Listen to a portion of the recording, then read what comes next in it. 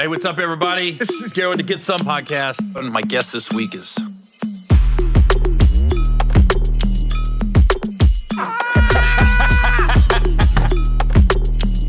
This motherfucker Gary.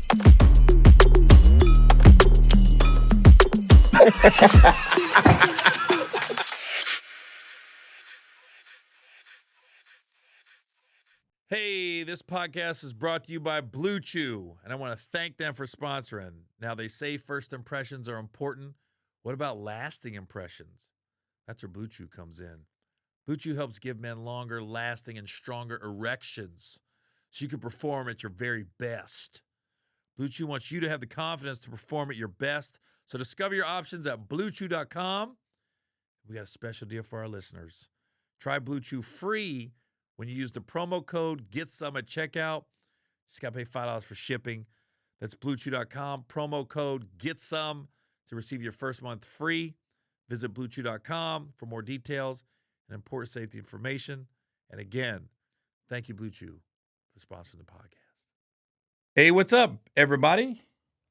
As you can see my logo in the back, this is Gary with the Getsome podcast. We are coming live from Tacoma, Seattle area as we're recording. Just so everybody knows, me and Nate Jackson have a podcast out now. And so the first of the month, I always do his comedy club. And it's the first Monday of every month I do his comedy club. And then me and him record a few episodes.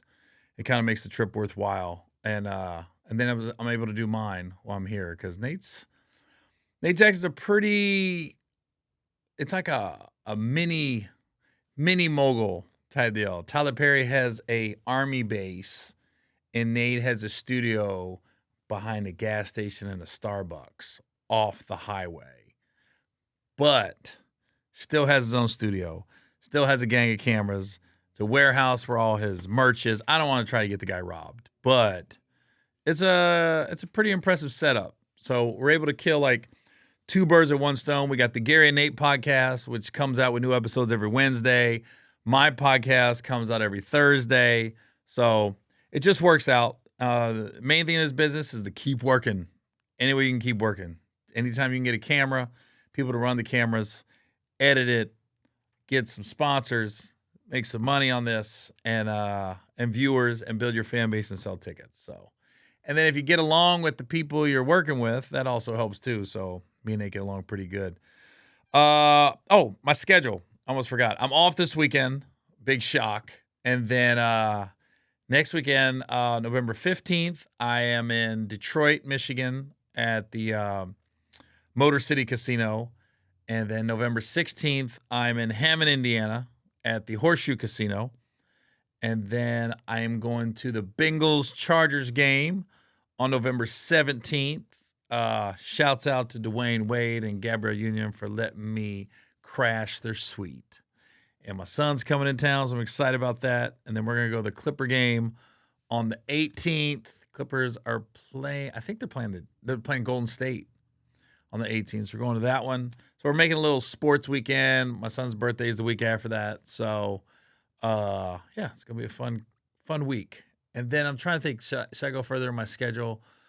I am in Indianapolis, Indiana, Thanksgiving weekend at the Helium Comedy Club, which is right next to Burn, Rocky Patel. That's always the best because you leave out of the comedy club and the cigar bar is right there. And everybody knows if you smoke cigars, Burn by Rocky Patel is the best cigar bars in the country. They're just in odd cities. They're not in like L.A., New York, Dallas. It's like Indianapolis, Pittsburgh, Naples. Atlanta has one now. I'm thinking, I don't know if there's anywhere. Naples, Pittsburgh, Oklahoma City. Yeah, Oklahoma City. It's like small, big, small cities, small, big cities. It's it's odd how not odd, but I wonder why he chose those cities to put them in. But they're the best cigar bars out there. So I want to piggyback. If you watch me and Nate's podcast, this week, and I want your guys' input too. If you haven't watched it, then this will be new to you. If you did watch it, this is me reflecting a day later. So I said, a lot of times on the road, you're with people a lot. Their little quirks are going to start bothering you. You're bothering them. They're bothering you. That's what happens.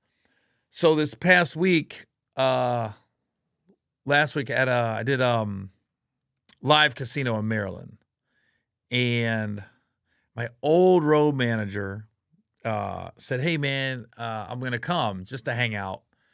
And then he said, "Can they get me a room?" And I said, "Yeah, they can get you a room." That's why I love doing casinos, because they just give you a gang of rooms because they're used to dealing with bands. Like usually they'll be like when I do Vegas every year, they're like, "Yeah, you get 1 suite and 9 rooms." What? Like who needs 9 rooms? 10 rooms with me. So I'm going. Then I realized, if you're in a band, you're gonna need all 10 rooms. But comedians, we don't need that. So it's never an issue getting an extra room. I said, "Yeah, come on."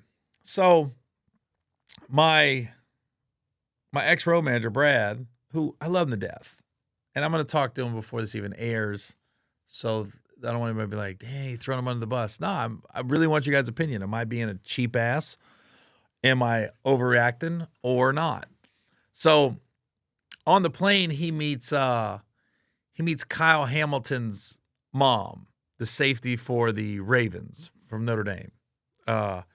She was one of the coolest ladies I ever met. She's a little South Korean lady, Obviously, she's not going to be from the North, from South Korea, but she just knew her sports. We could talk sports. I really enjoyed talking to her. So first she came to the show, and then we're gonna we went to dinner afterwards. And long story short, we go to a steakhouse. Now, I could have ate for free if I would have ate at the venue.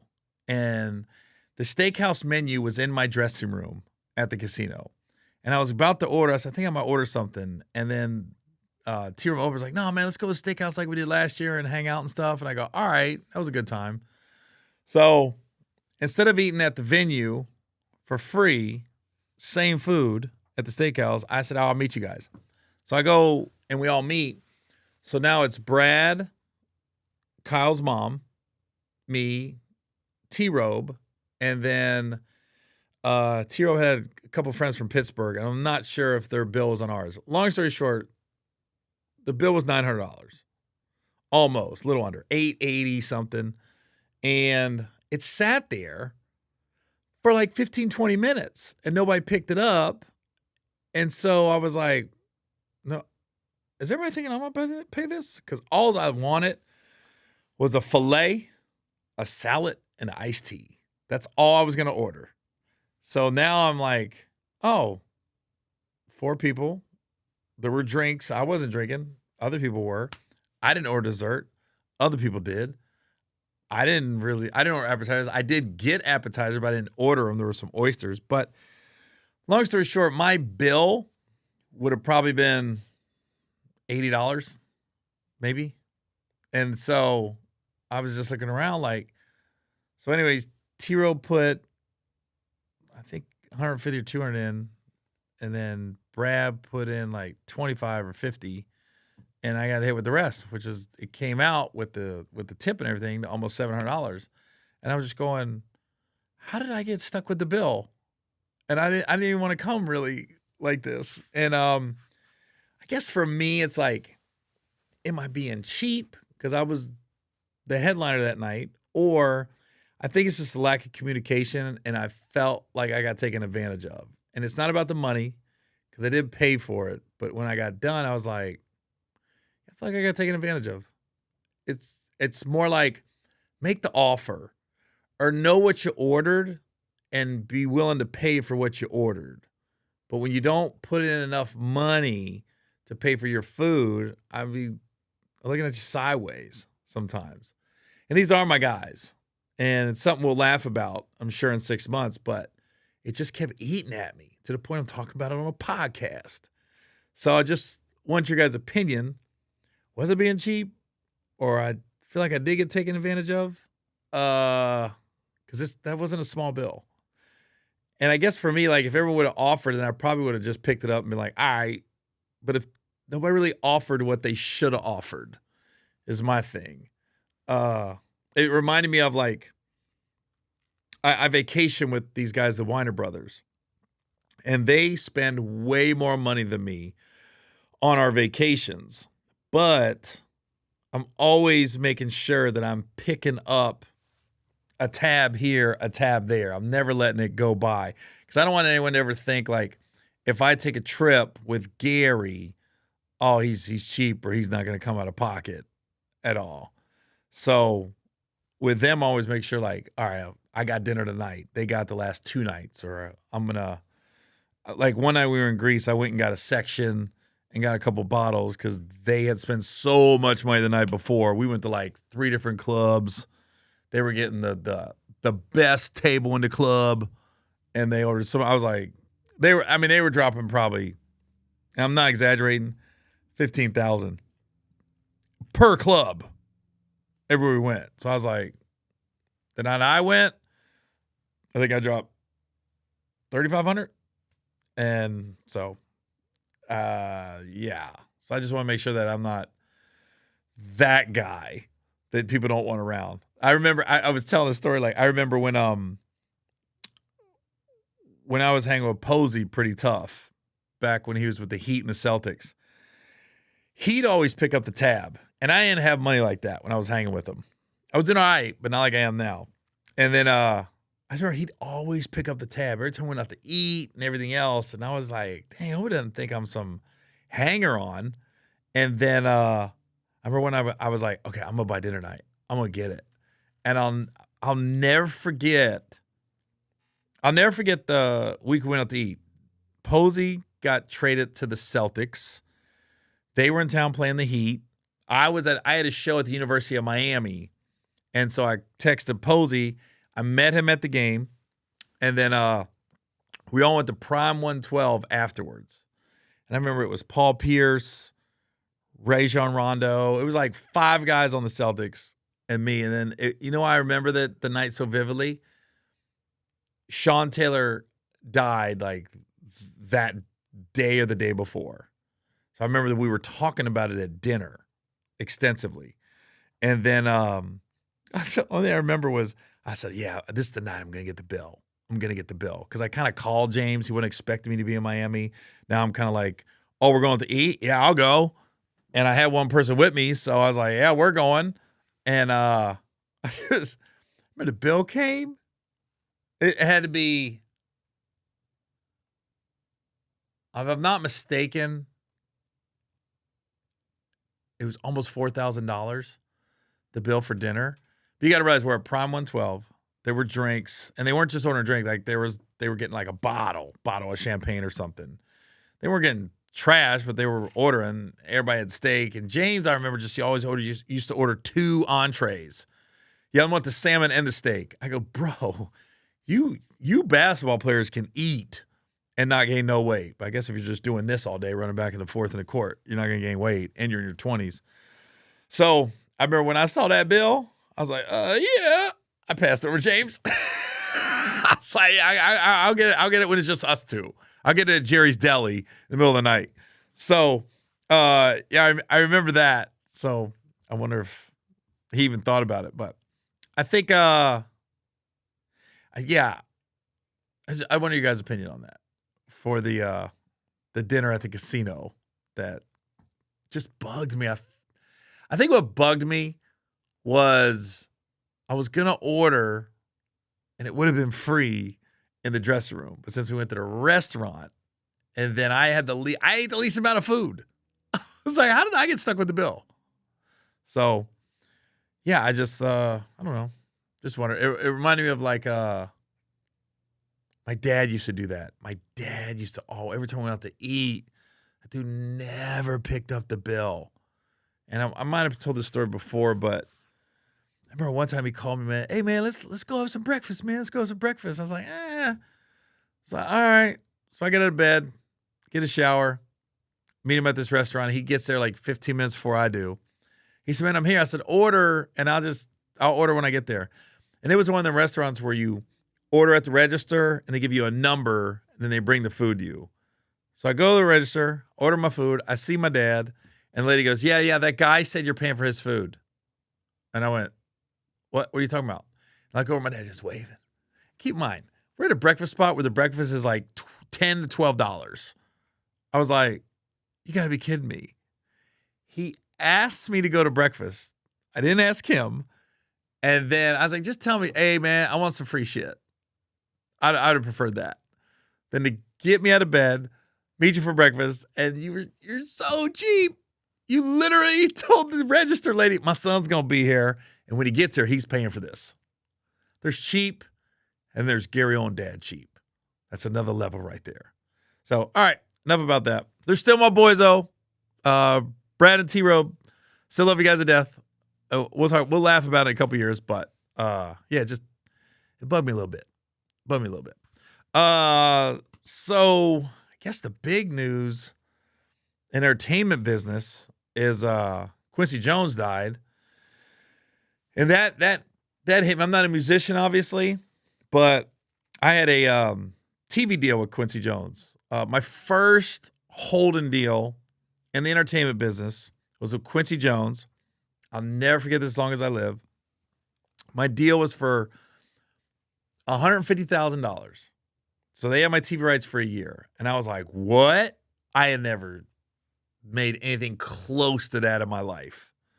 So how TV deals used to work, and they might still work this way, but if a studio or a production company or a network wanted you, they give you a certain amount of money, and then they hold your TV rights for the year. So you can't do any other TV work, do any other TV shows unless it's with them. So I get this deal with Quincy Jones, and so we're trying to pitch this TV show together. And how the holding deal even came to play was so random. I was doing the Montreal Comedy Festival, and I was on the show called The New Faces. And the first night I bombed. I just ate it. You get 5 minutes. You can bomb if you're headlining an hour set, and you can have a bad 5 minutes within an hour, and the crowd could still leave happy. You could still rip, and you could still do great. When you only got 5, it's hard to get out of that hole if you don't get them right away. So I had worked on my set for a long time, but I was working on the set in LA and on the road, like these 5 minutes. And then when I got to Montreal, I was the first comic on the first show. You draw numbers. I literally drew 1. And I was like, so when I went up, it was like 6 p.m. on like a Wednesday in Montreal. The crowd was all white, and I'm not lying. There was a lady with blue hair in the audience. It was that old. And I just remember they had all the seats down here, and then there was a balcony wrapped around. And everybody saying, Quincy Jones is here. Quincy Jones is in the building. And I remember seeing Quincy in the balcony, and I freaking bombed, and everything in me said, don't do this set. This crowd is not going to get that set you've been working on. But my agent at the time was like, no, Gary. You have this point of view. At that time, stand up for those 5 minutes in Montreal was all about what's your point of view so you can get a sitcom out of it. That was it. So I was like, okay. Instead of going with my gut and my instinct that said, don't do that, scrap that shit, and play to these old white people in Montreal, I stuck to my guns with what my agent said, did the 5 minutes I was working on in LA, and it was ugly. I don't think I got I got nothing. It was almost like I was performing in the mirror in the bathroom, and I still would have got more laughs because I would have chuckled at my own jokes. And I remember Dom Herrera hosted, and I just remember when he was hosting, he didn't get a lot of laughs. So, and at that time, Dom Herrera was killing all over town. So I was like, damn, Dom didn't get a lot of laughs. Then I go up and bomb. I walked back to my hotel. It was probably about 2 miles. I went out the back door and I walked. And my ex-wife, who was just my girlfriend at the time, remember Agent was like, yo, Gary, he told her, yo, bring Gary out. We got these networks that want to meet him. And she goes, oh, he ain't coming out. I know Gary. He's not coming out. I remember I walked back to my hotel room and we just sat there. And I went up on Wednesday and I wasn't going up again until Friday. Because you usually get 2 shows on the New Faces. So I didn't go to any parties. I didn't show my face Thursday. I was hiding because I felt like if I went to any party or any function in Montreal, I felt like everybody would be like this. That's the guy. That's the guy that bombed. Right there. That one right there. That's how I felt. So I hide. 2 days later, New Faces again. This time, I'm 5th. So first goes the 5th. The 8th goes the 1st. It was like wherever you were, you're the opposite now. So I'm in the sweet spot for that show. I'm right in the middle. So and then I get there, and everyone said, yo, that crowd Wednesday sucked. So I guess all 8 comics ate it. But I didn't stick around to see that. All I know is I ate it. So now we're all sitting there. I'm like, what? You bombed too? You bombed? They're like, dude, they didn't laugh at anybody. It was the worst crowd. I don't even know why they brought them. I was like, oh. So now I didn't feel as bad. Quincy's at this show again. Same spot. I see him. I did a different 5 minutes. Now I'd been in Montreal for 2 days. I watched the news. So I had a little local stuff I could throw in to get them. And that crowd was better. So I did better on Friday. Then I was supposed to go home. I was leaving Saturday morning. They call me. Guy Torrey missed his flight or couldn't make it. So they said, can you stay for our urban night? And I was like, say less. Because that was my audience. So now I go up on the early show on the urban night. And then the late urban show was typically known as like the dirty, nasty show. So it was different comedians on the early show and the late show, but I did both.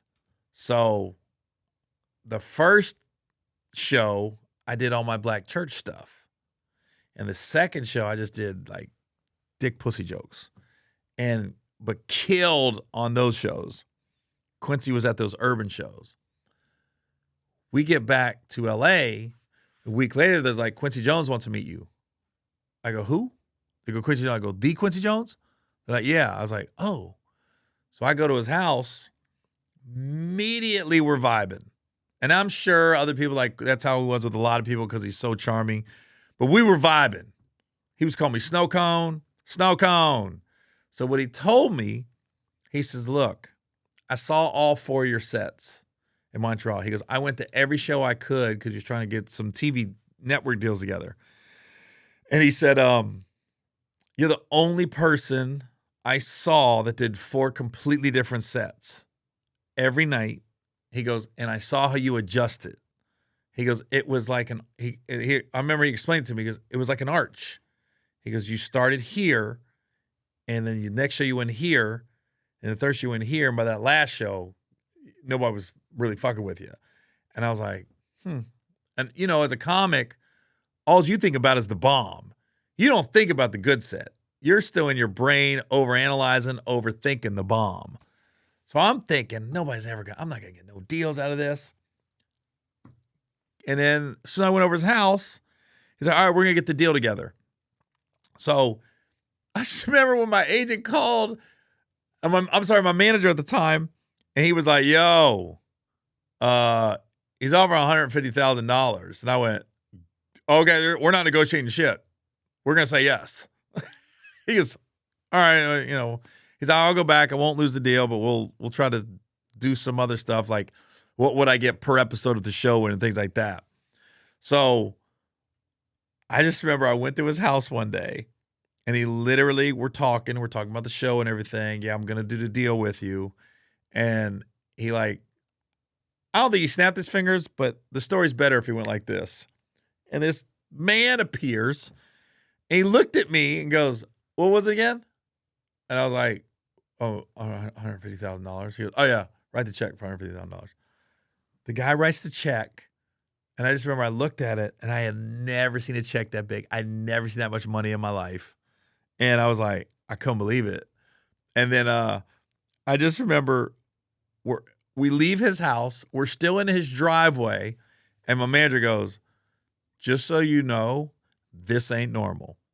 And he was like, I've been a manager for 10 years at that time, the manager I had. And he was like, I've never seen a holding deal where they just wrote you the check all up front.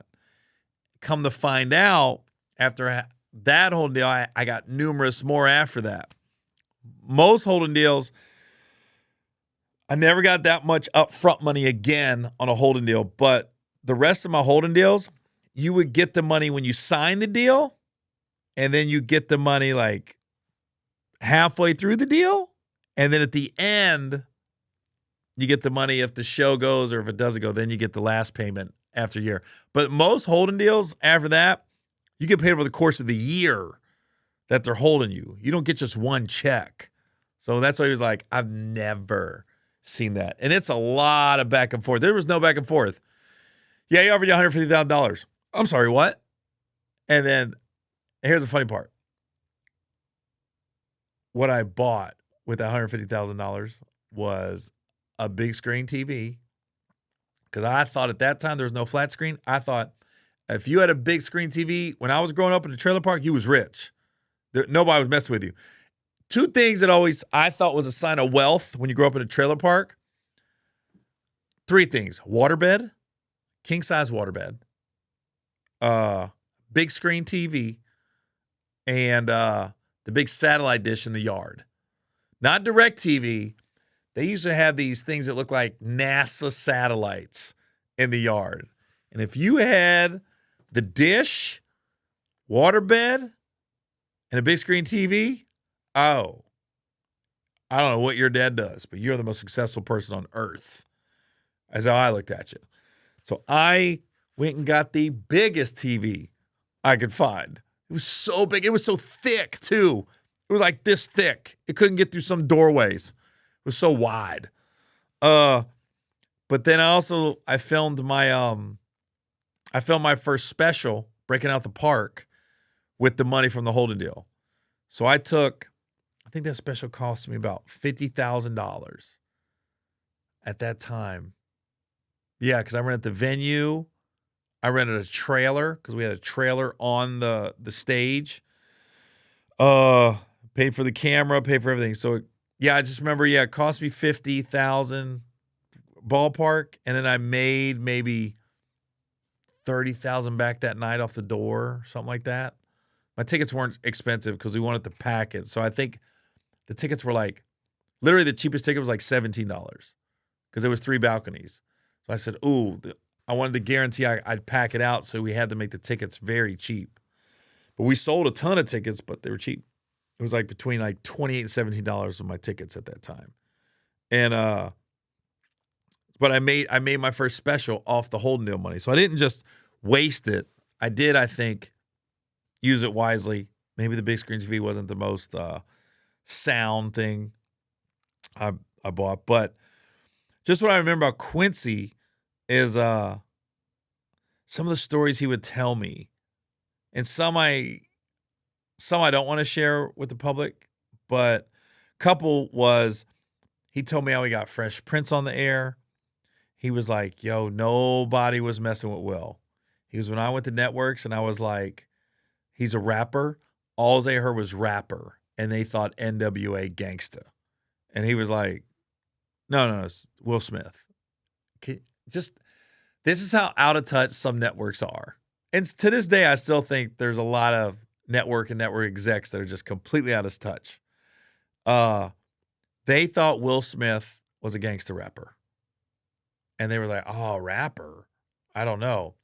So what Quincy had to do was he had to get like all these sponsors to say they would advertise on the show if it went, like Kraft, McDonald's, Procter & Gamble, things like that. And he rallied the troops and brought all these advertisers in to NBC and was like, they all said they advertise on the show. Can we try to shoot a pilot and get it made? And that's how it was. And he met Will at a party. And then So he told me that, and that's a Cliff Notes version, but he told me that thing.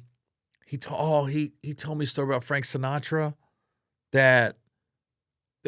okay, if you say entertainment right now, the most powerful people I would say is Jay-Z's pretty powerful. 50 Cent's getting up there. I'm trying on the white side. Like Taylor Swift. Let me think. Actor-wise, like De Niro can kind of does what he wants. Brad Pitt kind of does what he wants. Tom Hanks, things like that. Tyler Perry. But I don't think anybody will ever have the pull like Frank Sinatra did. And I remember one story Quincy told me was he was shooting something in Hawaii, and he wanted a Navy ship to be in the background for this scene. And he called the chief of naval operations, said, hey, yeah, I'm shooting this movie or TV show or musical benefit or something. He goes, hey, do you think tomorrow we can have like one of your Navy ships just go back and forth in the background while we're shooting this? Yeah, no problem. A freaking military ship on a day's notice back and forth because Frank Sinatra made a call to the chief of naval operations. I just don't know who has that kind of pull right now that could call basically the chief of naval operations. You just don't get that dude on the phone, and there's no way he can just be like, yeah, it's not a rowboat. There's actual sailors on the ship that have to actually work that day to make that ship go back and forth, and you never know we're going to get attacked. We're in Hawaii. We're one of the most unexpected attacks ever happened, Pearl Harbor. Yeah, we'll get a ship. Go back and forth. There's power, and then there's power like that I don't know. Any entertainer can just make that phone call and make it happen. I'm trying to think some other. I do remember when we were putting the show together. So we're meeting with different writers, and we always met at Quincy's house. Always. And we're meeting these different writers, and I'm trying to think. I can't even share the story. There's some stories I don't want to share. Hey, I want to thank BlueChew.com for sponsoring the Getsome podcast. I know some of you are thinking, does Blue Chew work? Is it really going to help? Listen, you don't want to be missing out on the best sex of your life. I mean, what more is there? What more does a guy want than to have the best sex of his life? To just be knocking it down. Oh, getting a good report. Making your partner happy and satisfied. Who doesn't want that? I know I do. So check this out. Blue Chew wants you to have the confidence to perform at your best. So discover your options at BlueChew.com. We got a special deal to our listeners. Try Blue Chew free when you use the promo code GETSOME at checkout. All you got to do is pay $5 for the shipping. That's BlueChew.com, promo code GETSOME, and you get your first month free. Visit BlueChew.com for more details and important safety information. And as always, we thank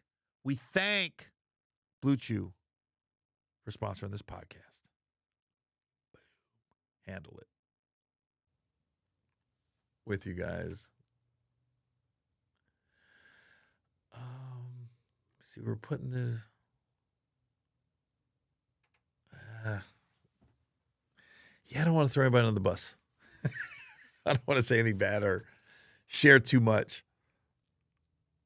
when it comes to Quincy. Let me think. The writers were always met at his house. Okay. Here's a good one.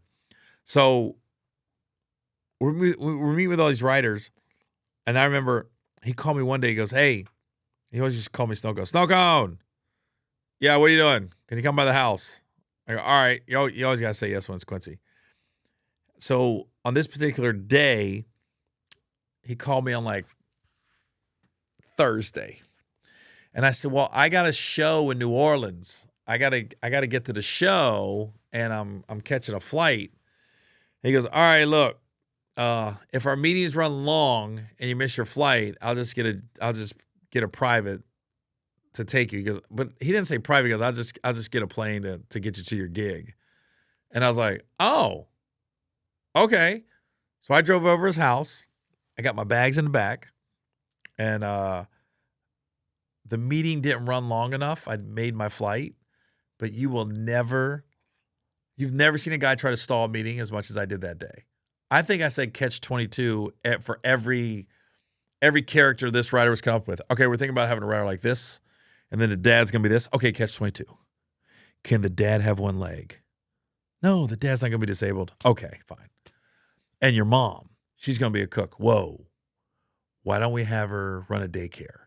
I was just making stuff up to stall, to keep the thing going, because I had never been on a private plane before. And I was like, and then finally Quincy goes, what time's your flight? And I was like, whatever. He goes, all right, we got to get you out of here. I think we got enough today. I was like, fuck. But the fact that he was just going to charter a private plane to get me to my gig, I was like, there's levels. There's levels to all this. Yeah, there's just so many stories with that dude. And I'm sure anybody that had anything to do with him has got sort of like hearing Jamie talk about how Quincy helped him with Ray. And just, man, he was a good dude, man. He's a good dude. That was the show didn't go anywhere, by the way. We went, okay. This is a funny story. We're in the pitch meeting, and we're going into ABC, and we're in the lobby. And normally when you go to pitch a TV show, you get the writer. If there's a lead actor or a comedian attached, they'll be there. And then if there's a producer or something. So every pitch meeting, it was Quincy, the writer, me, and then some guy that worked with Quincy. There was 4 of us at all the pitch meetings. We're at ABC, and I just remember we were in the lobby, and Quincy started talking about strip clubs in France. And he was just explaining the difference between American and strip clubs in France. And I'm just listening. I'm like, because one thing about Quincy, all his stories are true. Anything about Michael Jackson, Frank Sinatra, Will Smith, they're all true. So he's just holding court. The 4 guys just talking. And then the assistant comes out, okay, we're ready for you now. And usually when you go into a pitch meeting, you just go, you sit down, and then you start, formalities, hi, and they hype up the actor, they hype up the writer. Why are you excited about this show? No. Not with Quincy Jones. They said, okay, we're ready for you. Quincy was telling his story, and as we're walking into ABC's office, he's still telling the story about the difference between a strip club in France and a strip club in America. And then he literally tells the head of ABC at the time, you ever been to a strip club? Who, by the way, everybody was gay in the room at ABC at that time. The 3 guys that we pitched to were all gay. And I don't know if they had come out, but it was so obvious. And so Quincy's trying to ask him about strip clubs. And I was thinking, they don't go to strip clubs, or at least not those type. So we do the pitch meeting. It is the most awkward pitch meeting I've ever been in. We got told no so fast. It was usually when you pitch a TV show, afterwards they thank you so much. That was great. Then you leave. And then your manager or agent will call you and be like, okay, we're going to follow up. We'll see what they say, how you feel about it. I'm like, we'll feel good or not. I kid you not. We left ABC. I got on the elevator, said bye to everybody, got to my car. My phone's already ringing. Yeah, ABC passed. I'm talking less than 5 minutes. They passed. And I was just thinking, yeah, that French strip club story might have got him. That might have been the nail in the coffin before we even started. But even if you went to Quincy's house, like he's had a wall of Grammys. Most people are lucky to get one Grammy. He had a wall. And you don't even realize what you're looking at. Because it just kind of, there's some little trophies over there. You realize, wait a minute. Those are Grammys. And it's a wall of them. And then he had this huge picture of Thriller with all these, I don't know how many gold albums, how many things it sold, but I just remember it took up the whole wall. It was a big framed thing of Thriller. You got to keep in mind, Quincy's the one that said, hey, use Eddie Van Halen on this song. At that time, rock wasn't mixing with pop or black artists like that. I mean, Quincy was instrumental in bringing that all together. He's a genius. He's a genius. And here's the crazy part. He had a kid with a... No. He dated a kid with a Bond girl and a Playboy playmate. And at that time, 60s, 70s era, that's top of the top. A Playboy playmate and a Bond girl, and he got them both. I'm like, nobody was touching Quincy. I'll put it like that. Dude, I mean, they say you go to heaven, it's supposed to be better. I don't know if that's true with him. I don't know if you can have a better life than Quincy Jones. I'm just saying. But 91, this is not a tragic story. I think the last time I saw him, probably 5 years ago. And the last time I spoke to him was after that, maybe a year after that I called. So, yeah. So I'm not going to get this whole story like we're best friends, but I got to spend like a year with him. We got to develop a TV show, and I got to share moments and share stories with an icon that is telling the truth. Michael Jackson, Frank Sinatra, Prince, just anybody. When my son Austin was born, that's when we were pitching the show.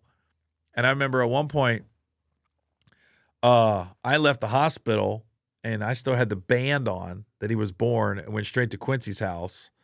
And then Quincy sent the biggest gift I've ever gotten for a baby. Everything just kept coming. First, it was this big Disney basket of clothes and stuffed animals and stuff. It was so big. And then he sent books. He was like, yo, I know you're going to have some time on your hands. Here's some books you can read. And then he sent these, I still got it too. He sent me every song he ever did in cassette tape. And it was in this big box that you pull out. And I still got that. I still got the book. I still got everything that he gave me, I think. Not the baby clothes, obviously, but the books he sent, and then the cassette tapes that he sent, and he sent some other stuff. But I got to find some of the other stuff. But I kept all of it.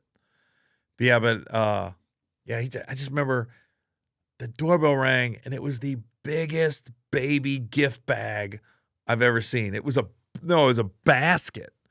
I was like, Jesus. And then when I got married to my ex-wife, I remember we invited to the wedding, and he was going to try to make it. And then he called me the morning of the wedding. And I remember he was like, yo, snow cone. He goes, I don't think I'm going to make it, man. I'm sorry. I'm wherever he was. I'm in Prague or some shit. It was some overseas. And then he goes, but I got your address. We sent you a wedding gift. And it was this case of this wine champagne I've never heard of. And I couldn't even read the bottle. So I'm sure it was worth an enormous amount of money. But I would show everybody, look, man, it's from Quincy Jones, man. I've never seen liquor like this. Last thing about Quincy. I remember we were trying to get the deal together, and I went to his house, and then there was a 2 or 3 month run where I didn't hear from him before the deal got locked up. And I just remember I was in Washington, D.C. I was at my hotel. My hotel phone rings, and I pick it up, and he goes, snow cone. It's Q, baby. And then he starts talking. I go, and then I'm talking to him about the show. He goes, yeah, we're going to lock up the deal. Everything's good. Okay. And I just remember when I hung up, I was like, how did I get my hotel number? How did he know where I was? It was wild to me. I was like, wait a minute, I hung up. I go, wait a minute. He just called my hotel. How did he know where I was at? I'm just saying. Frank Sinatra can call that Navy ship. Quincy Jones will find out where you're staying. So, all right, y'all. But listen, my special's still out on YouTube, Broken Family. Watch that. And me and Nate Jackson's got a podcast every Wednesday. Of course, mine airs every Thursday. And I'm off this week. But next week, Detroit, Michigan on November 15th. Hammond, Indiana, Horseshoe Casino, November 16th. Oh, and then I'm sorry, November 24th, I'm in Morgantown, West Virginia. Never been there before. We're at the Marriott, the ballroom in the Marriott place. I guess it's supposed to be a beautiful hotel right on the water, what I heard in Morgantown, right by West Virginia's campus. So November 24th, I forgot, Morgantown, West Virginia, and then Thanksgiving weekend, Indianapolis, Indiana at Helium Comedy Club. And yeah, so we'll see you guys next week. This is Gary Owen with the Getsome podcast.